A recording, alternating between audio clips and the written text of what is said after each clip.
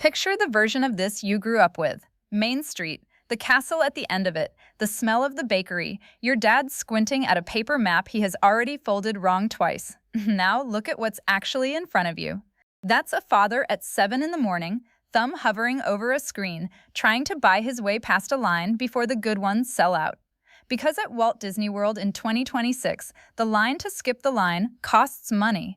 And he is doing math in his head about whether it's worth it before his kids have even had breakfast. Here's what I want you to sit with. That is not a system that broke. That is a system working exactly the way it was designed to work. So today we're going to do three things.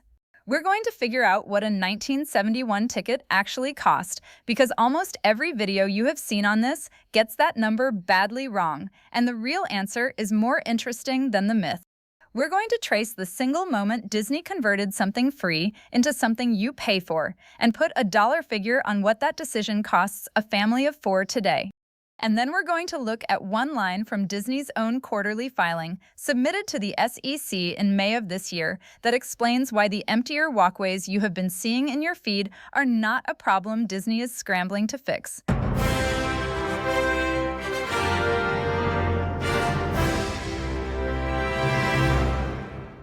Let's start with 1971, because this is where the whole conversation usually goes off the rails. You have heard the line. A ticket to Magic Kingdom on opening day costs $3.50. It gets quoted constantly. It's on the news, it's in 100 videos, and it is technically true. It's also close to meaningless, because in 1971, $3.50 bought you the gate. That's it. You walked in, you looked at the castle, and if you wanted to actually ride something, you needed a coupon. Disney ran the A through E ticket book system. An A coupon was a dime. An E coupon, the good stuff, the Haunted Mansion, the Jungle Cruise, ran 90 cents. A 7-ride book cost $4.50 on top of admission. So the honest 1971 number, for one adult who wanted to walk in and go on some rides, was closer to $8. Now run that forward. Using the Bureau of Labor Statistics' own consumer price data, $8 in 1971 is about $66 in today's money. And a peak date Magic Kingdom ticket in 2026, one day, one park, is $209. The first time Disney has ever crossed $200 for a single day. That's not 60 times more expensive. That's about 3.2 times more expensive in real dollars for a genuinely better product. I want to be fair here, because I think the outrage videos do this badly. 3 times isn't nothing, but it isn't the apocalypse either. And if the ticket were the whole story, most families could still make this trip work. The ticket is not the whole story. And what happened next is the part that actually changed the math. For more than 20 years, Disney ran a system called Fastpass.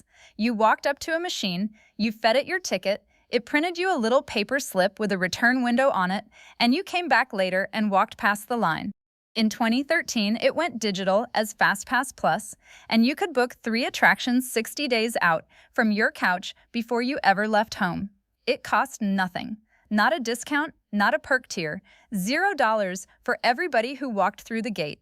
It ran until the parks closed in mid-March of 2020, and then it never came back. Disney retired it permanently in August of 2021. 2 months later, on October 19, 2021, the replacement launched, Genie Plus. $15 per person per day, flat rate. Then it got renamed. In July of 2024, it became Lightning Lane Multipass, and the flat rate went away in favor of dynamic pricing, meaning the price changes based on how badly Disney thinks you want it. Here's where it sits in 2026. Magic Kingdom Multipass, $20 to $45 per person per day.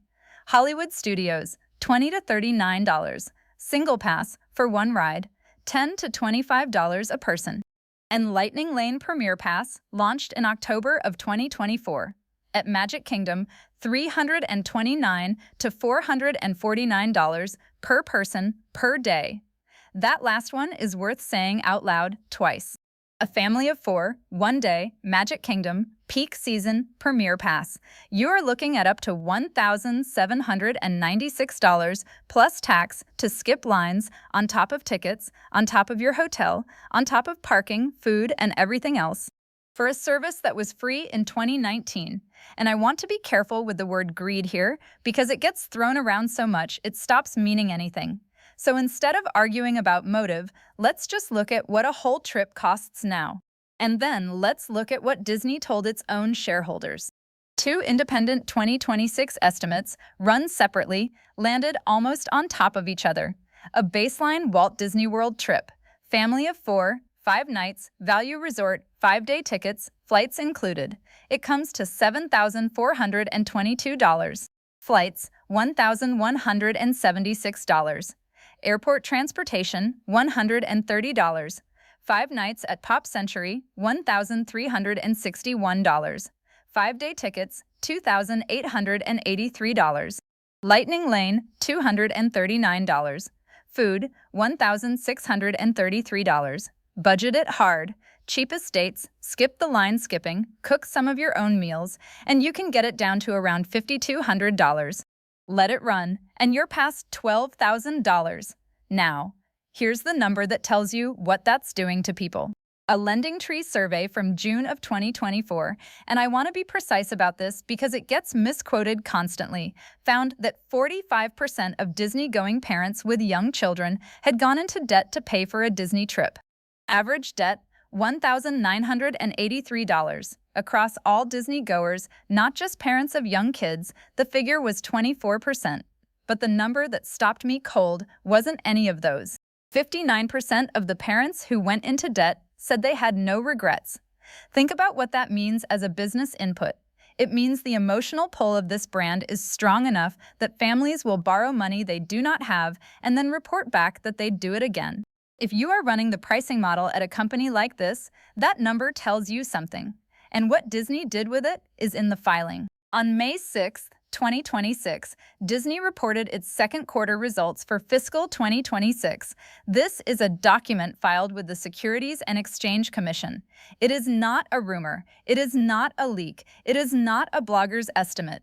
It is Disney in writing to its investors. 2 sentences quoted directly. Attendance at our domestic parks declined 1% when compared to the prior year quarter. Per capita spending at our domestic parks was up 5% in the quarter, driven by growth in admissions, food and beverage, and merchandise.